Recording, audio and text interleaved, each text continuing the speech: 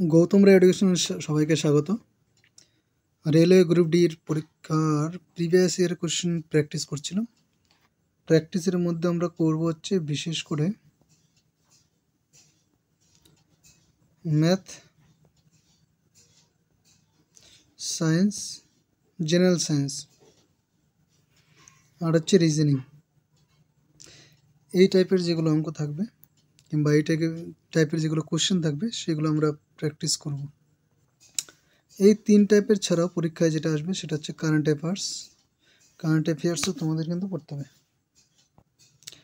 প্রথম অঙ্কটা সায়েন্স থেকে বলেছে স্পাইরোগারা জনন করে ড্যাশের মাধ্যমে খণ্ডী ভবন হবে।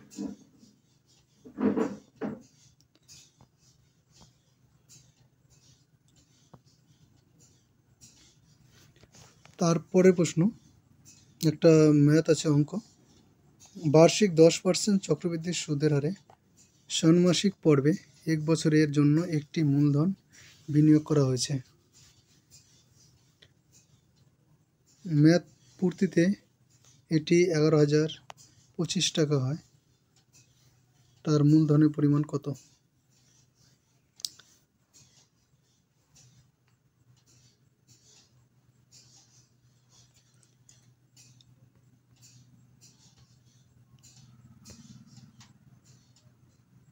চক্রবৃদ্ধি সুদের সূত্রটা হচ্ছে পি ইন্টু, এটা হচ্ছে সুদ আসল, সুদ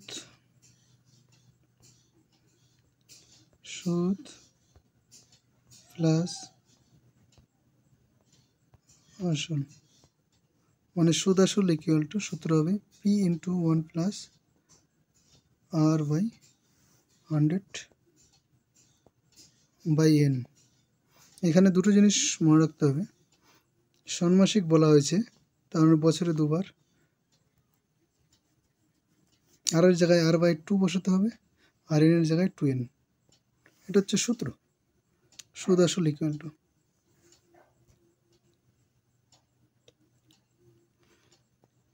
11,025 টাকা। এটা হচ্ছে সুদ আসল ইকুয়াল টু, ঠিক আছে? তাহলে 11,025 ইকুয়াল টু পি এর মানটা আমি জানি না, 1 প্লাস আর বাই 2 মানে 5 হবে এখানে, আর 2n, এন এর মান এখানে 1, এন ইকুয়াল টু বছর সংখ্যা, এন হচ্ছে বছর সংখ্যা, এখানে 1 বছর বলেছে তাই এন এর মান 1, 2, ঠিক আছে? এটা যদি কাটাকাটি করি 5 কুড়ি 100 equal to P into 1 plus 1 by 20 তার square equal to P into এখানে হচ্ছে 21 বাই 20 হবে তার স্কোয়ার। এখান থেকে পি ইকুয়াল টু চলে আসবে 11,025 ইন্টু উপরে হচ্ছে 20 ইন্টু 20 চলে আসবে, মানে 20 স্কোয়ার আর 21 ইন্টু 21। এবার কাটাকাটি করতে হবে, কাটাকাটি করলে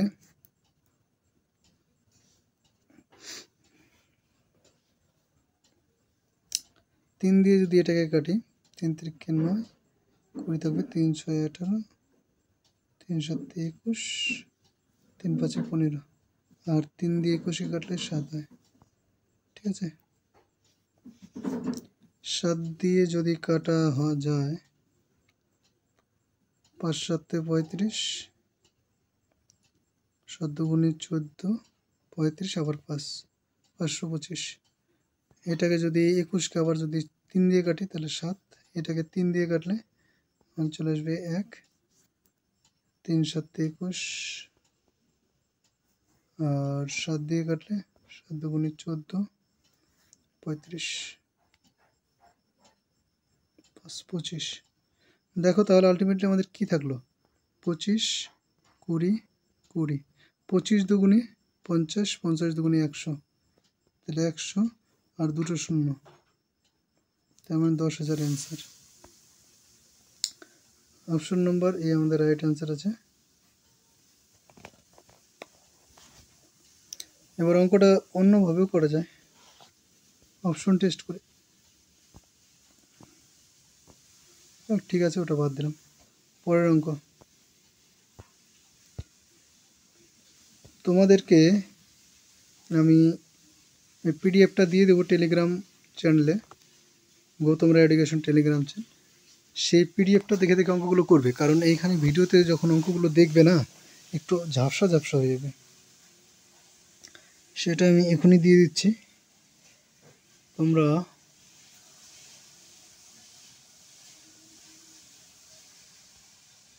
পরের অঙ্কটা বলেছে কি, আপনাকে একটি প্রশ্ন এবং দুটি বিবৃতি দেওয়া হয়েছে।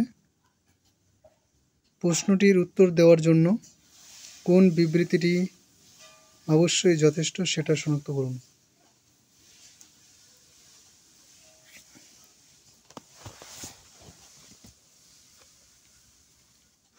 বলেছে AC = 5 সেন্টিমিটার AC আর AB = 4 সেন্টিমিটার।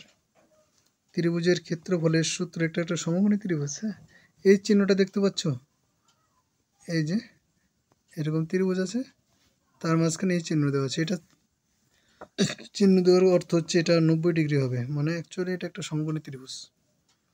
সমকোণী ত্রিভুজের ক্ষেত্রে এর ক্ষেত্রফল নির্ণয়ের সূত্র হচ্ছে হাফ ইন্টু ভূমি, এখানে ভূমি হচ্ছে BC,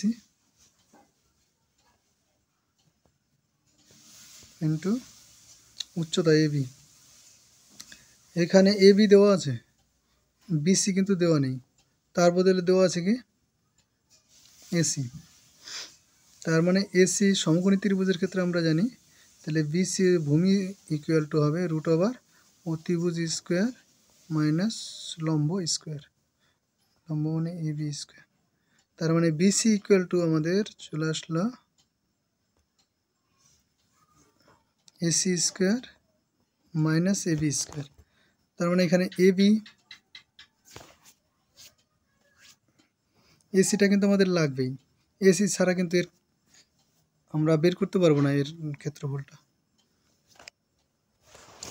কারণ ABর মানটা দেওয়া আছে কিন্তু BCর মানটা দেওয়া নেই। BCর মানটা বের করতে গেলে এটা কিন্তু আমাদের লাগে।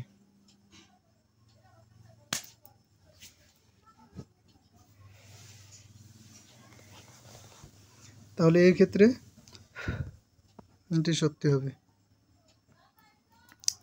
নেক্সট, এটা একটা বল মোশন, নিউটনের গতিসূত্র মোশন থেকে অঙ্কটা দিয়েছে। বলেছে 5 নিউটন বলের প্রভাবে একটি বল, এই বল আর এই বল নট সেম, এটা হচ্ছে ক্রিকেট বল কিংবা ফুটবল, আর এটা হচ্ছে বল হচ্ছে ফোর্স।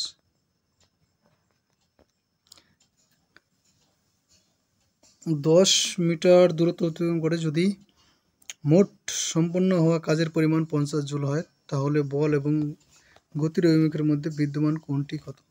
এটা দেখো, এখানে 5 নিউটন আর 10 মিটার গুণ করলে 5 × 10 = 50 হয়ে যায়, আর এখানে আমাদের দেওয়া আছে 50 জুল। এদের মধ্যে কোনো কোণ থাকবে না। যদি কোনো একটা সরলরেখা আর একটা সরলরেখা জাস্ট অন্য কালার দিয়ে আঁকি, একটা আর একটার উপরে থাকে, তাহলে ওদের মধ্যে কোনো কোণ থাকে না। সেক্ষেত্রে আমাদের এখানে 0 ডিগ্রি হবে, আর এই ক্ষেত্রেই 50 জুল হবে, অন্য ক্ষেত্রে হবে না। বিষয়টা কি আমি একবার বলি।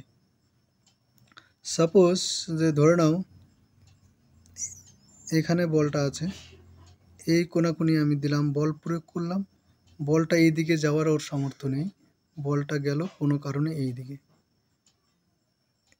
জাস্ট এদিকে F বল প্রয়োগ করার ফলে এই বলটা বিফল বল, ওই বলটা বাংলার বল ফোর্স বলি, হ্যাঁ বাংলা যেটা বল বলছি ফোর্স বলি, ফোর্স যেটা আমাদের কাজ করছে, যে বল প্রয়োগ, প্রযুক্ত বল বললে হবে, যে প্রযুক্ত বল যখন এই বলটার উপরে কাজ করবে তখন একটা এই দিকে একটা কোণ উৎপন্ন করে যদি যায়, এটার কোণ যদি থিটা হয়, তাহলে যে পরিমাণ কার্য হবে, সেই কার্য আমরা জানি কার্য = বল ইন্টু সরণ। কিন্তু এই ক্ষেত্রে এই সূত্র হবে না, এই ক্ষেত্রে সূত্রটা হবে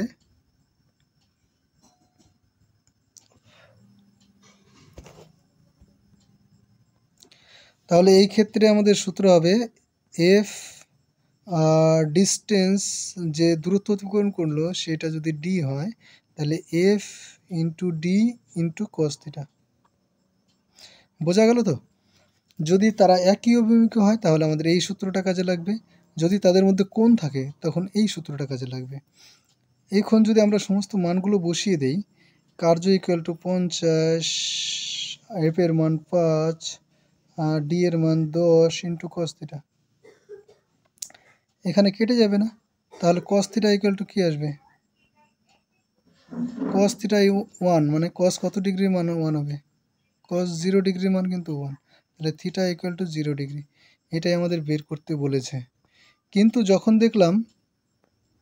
যখন এই জায়গাটা দেখলাম যে 5 নিউটন আর 10 মিটার এই দুটো গুণ করলে আমাদের 50 চলে আসছে, আর এখানে 50 দেওয়া আছে, দুটো যখন সেম হবে তখনই আমাদের কার্য কিন্তু সবচেয়ে বেশি হবে। ঠিক আছে, তার জন্য আমরা ভেবে নিলাম দুটো একই ডিরেকশনে আছে, তাদের যখন একই ডিরেকশন থাকবে তখন তাদের মধ্যে কোনো কোণ থাকবে না। যদি বেগ 3 গুণ করা হয় তাহলে ভরবেগ 3 গুণ বেড়ে যায়, গতিশক্তি 9 গুণ বেড়ে যায়। দেখো বেগের সাথে ভরবেগ এবং গতির কি সম্পর্ক, না ভরবেগ আর গতিশক্তির কি সম্পর্ক সেটা আমি একটু বলে দিই। একটু যে ভরবেগ ইকুয়াল টু mv আর গতিশক্তি equal to half mv square. যখনই ভিটা 3 গুণ হয়ে যাবে, ভিটা যখন 3 গুণ হয়ে যাবে তখন কিন্তু এখানে 3 গুণ 3v, ভি এর জায়গায় 3v বসিয়ে দেয়, তাহলে 3 গুণ আমাদের ভরবেগ কিন্তু 3 গুণ হয়ে যাবে, কিন্তু ভি এর জায়গায় যদি 3v বসাই তাহলে 3v এর স্কোয়ার হবে, তখন এই 3 থেকে 9 চলে আসবে বাইরে, তখন আগের তুলনায় 9 গুণ কিন্তু বেড়ে যাবে।